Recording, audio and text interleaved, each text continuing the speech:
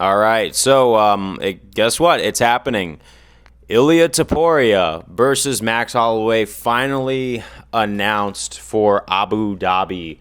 And, there was a lot of speculation. There was a lot of the posts from Joe Rogan's story that people thought that they were going to be reaching for the UFC sphere, which if they were to have Sean O'Malley versus Merab on the co-main, and then you were going to have Max Holloway versus Ilia Topuria on the main event, I would be like, wow, this is absolutely going to be unbelievable. But I think they're just kind of spreading apart these fights just so they can sell more pay-per-views most likely, which is totally fine because you know what? It's working. I'll buy them. Because Ilia Topuria versus Max Holloway, I know that everyone's saying Max is ducking. Some people are saying Ilia's been ducking.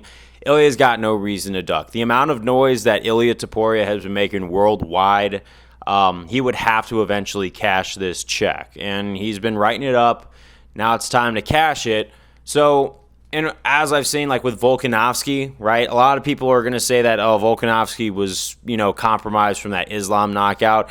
And you know what? Fair enough. Quick turnarounds like that could really have an effect. But it just kind of seemed like Ilia was so confident in his abilities to defeat Volkanovski that eventually he was going to get it, and then he was going to get it done, and now he's the featherweight champion. So now you could kind of forgive Bryce Mitchell losing to Ilia Topuria right now because I think we're seeing that Ilia Topuria is better than we like to admit. And that's the thing. Ilia might actually be like a newer Conor McGregor at this point. Of course, he doesn't have as much support as Conor did in his rise in the featherweight division. But it is apparent that Ilia is just running through guys and smoking them like they're nothing. So this is a compelling matchup. And now that we've seen Holloway level up after beating down Gaethje as bad as he did, if there's one guy right now who definitely has recovered from the damage he received from that third Volkanovski fight, came back better, never gets discouraged, has the mental toughness, has the boxing, which also so does Ilia. If Ilia catches Max, it might actually be bad for Max. I'm going to be honest and say that. It's going to be Max Holloway to be the one to face up. And if Max Holloway can't beat Ilia, I don't know who does. We'll see where it goes.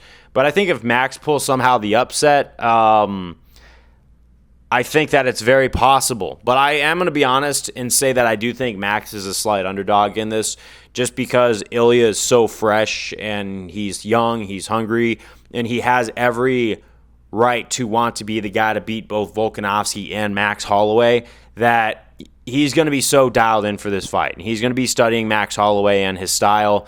But also it's like I think Ilia Topuria has more ways to win this fight than the striking realm. If he wanted to, he could bring this to the ground. He can grab a hold of Max and bring him down. Now, Max's takedown defense, don't get me wrong, it's pretty good for the most part. But someone like Ilia, who has the grappling abilities that he does, where he was able to fend off someone like Ryan Hall, who has really good jiu-jitsu. Bryce Mitchell, he kept the fight standing against Bryce, and Bryce usually takes people down against their will and just twisters them, really.